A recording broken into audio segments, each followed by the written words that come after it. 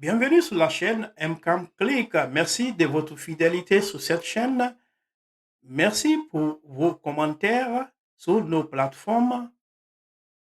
Vous êtes en Afrique, vous êtes en Europe, vous êtes aux États-Unis, vous êtes en Asie, partout où vous êtes dans le monde. Bienvenue sur la chaîne MCAM Click. Une fois encore, je suis heureux de vous parler un autre sujet par rapport à l'immigration régulière.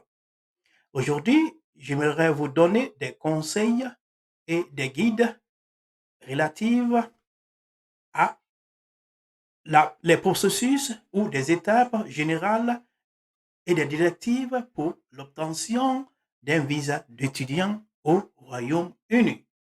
Une fois encore, merci de votre fidélité sur la chaîne MCAM Click. Je peux vous donner un bref aperçu des étapes générales et des directives pour l'obtention d'un visa étudiant au Royaume-Uni. Gardez à l'esprit, chers amis, que les exigences spécifiques peuvent changer. Alors, référez-vous toujours aux dernières informations sur le site officiel du gouvernement. Comme prévu, c'est un souci pour moi de vous fournir des informations par rapport à votre quête pour la vie meilleure. Chers auditeurs et des auditrices, je m'adresse aux jeunes africains en général, aux jeunes guinéennes en particulier, aux étudiants. Je m'adresse à tous ceux et celles qui veulent venir en Europe en général, en particulier au Royaume-Uni, sur la voie légale. Je m'adresse à vous. Donc, si vous envisagez de postuler pour un visa d'étudiant, je vous encourage de me suivre sur toutes mes plateformes. Aujourd'hui, ce soir, j'aimerais vous parler un aperçu des étapes générales et des directives pour l'obtention d'un visa d'étudiant au Royaume-Uni. Premièrement, chers étudiants, chers auditeurs et des auditrices, chers amis, choisissez un cours et un établissement. Sélectionnez un cours et un établissement reconnu par le gouvernement britannique. Ensuite, assurez-vous que l'établissement est titulaire d'une licence de parrainage de niveau 4 qui est validée. Deuxièmement, c'est recevez une offre et une confirmation d'acceptation pour les études. Obtenez une offre inconditionnelle de l'établissement de votre choix et l'établissement délivrera un certificat d'acceptation pour les études et un numéro de référence nécessaire pour votre demande de visa. Troisièmement, c'est les exigences financières.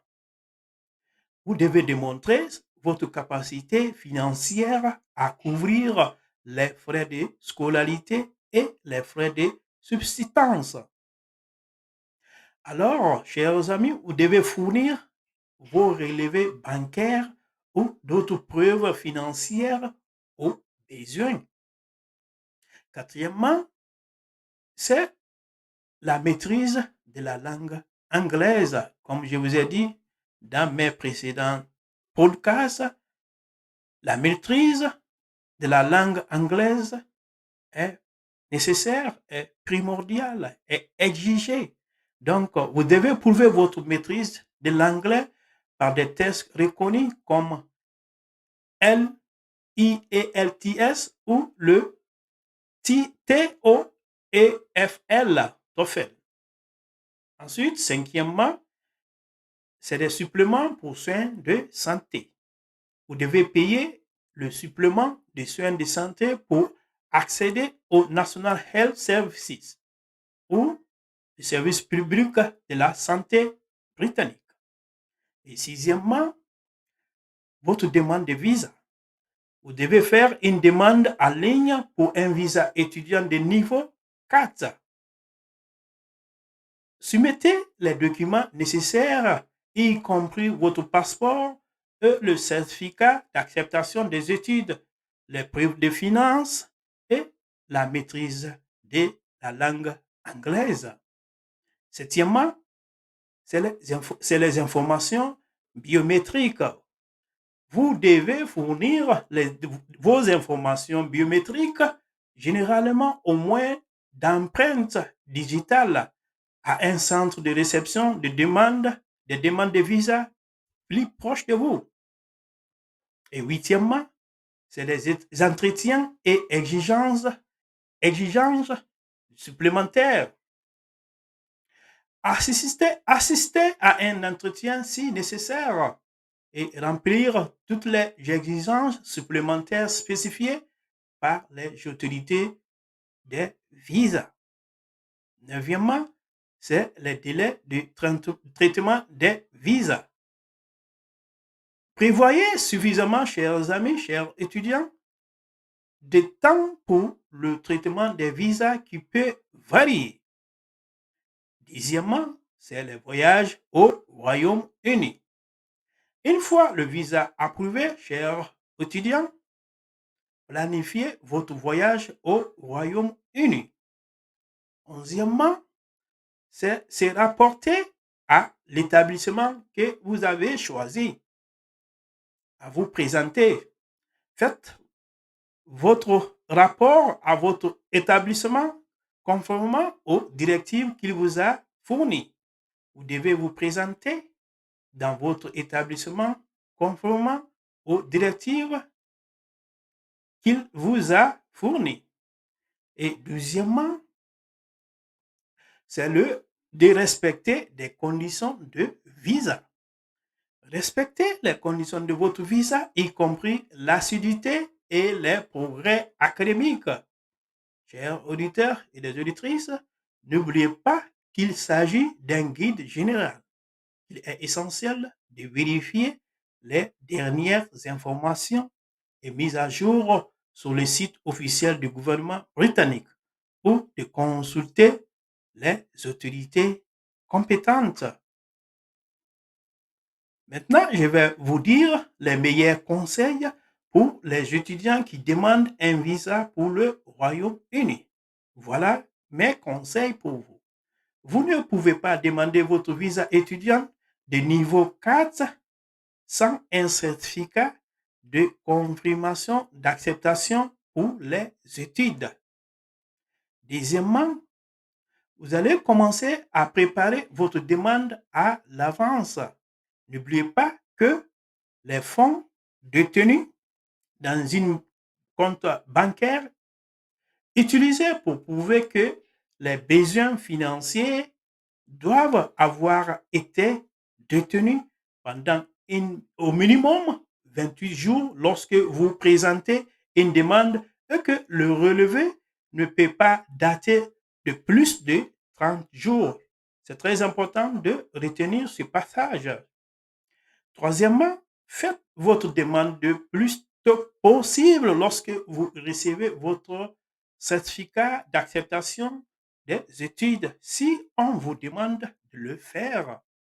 Des documents supplémentaires ou des informations supplémentaires, vous aurez le temps de le faire et ne risquerez pas de manquer votre date de début, de commencement des études.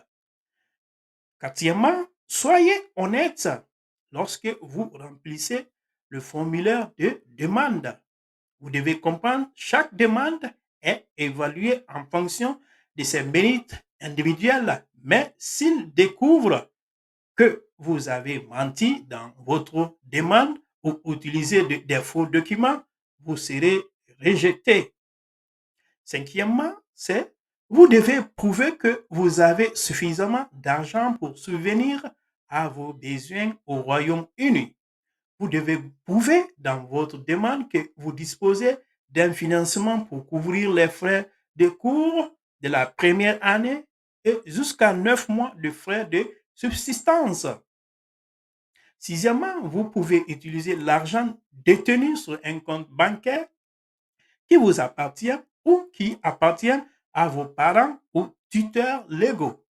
Le compte ne peut pas être au nom d'un autre membre de la famille. Si vous êtes un étudiant de niveau 4 et que vous utilisez des fonds détenus par un parent ou un tuteur légal, vous devrez également montrer la preuve que vous avez un lien de parenté avec lui et que vous avez sa permission d'utiliser cet argent. Septièmement, vous devez, chers amis, chers auditeurs, chers étudiants, vous devez démontrer que vous avez détenu de l'argent requis pendant 28 jours consécutifs, se terminant au plus tard 30 jours avant votre demande. Huitièmement, lorsque vos fonds sont libellés dans une devise autre que le livre sterling, le montant sera basé sur le taux de change de la devise concernée à la date de votre demande. Neuvièmement, vous devez convaincre l'agent de service d'immigration que vous pouvez payer vos études sans enfreindre les termes de votre visa en travaillant là où cela n'est pas autorisé. Dixièmement, chers amis, assurez-vous de soumettre tous les documents originaux dans le bon format en fournissant la traduction si nécessaire. Onzièmement, assurez-vous d'avoir payé le supplément santé pour toute la durée de votre séjour dans le Royaume-Uni à l'avance. Le supplément est de 150 livres par an pour les étudiants et le portail en ligne calculera automatiquement le montant que vous devez payer. Enfin, assurez-vous de fournir une date de voyage précise ainsi qu'une adresse et un code postal au Royaume-Uni dans votre application. Ceux-ci sont utilisés pour déterminer la date de début de votre vignette de voyage et où vous récupérez votre permis de séjour biométrique une fois au Royaume-Uni. Chers amis, chers étudiants, n'oubliez pas que vous ne pouvez entrer au Royaume-Uni qu'un mois avant le début de votre cours et que votre vignette de voyage n'est valable que 30 jours. Vous devriez alors récupérer votre permis biométrique dans un délai de 10 jours d'arrivée au Royaume-Uni. Voilà les conseils que je voudrais donner dans ce podcast pour tous les étudiants africains francophones qui désirent venir un jour étudier au Royaume-Uni. Si vous avez des commentaires, vous avez des questions, n'hésitez pas de nous faire parvenir. Merci une fois encore pour votre écoute. Merci pour vos soutiens sur cette chaîne et rendez-vous à la prochaine vidéo ou podcast.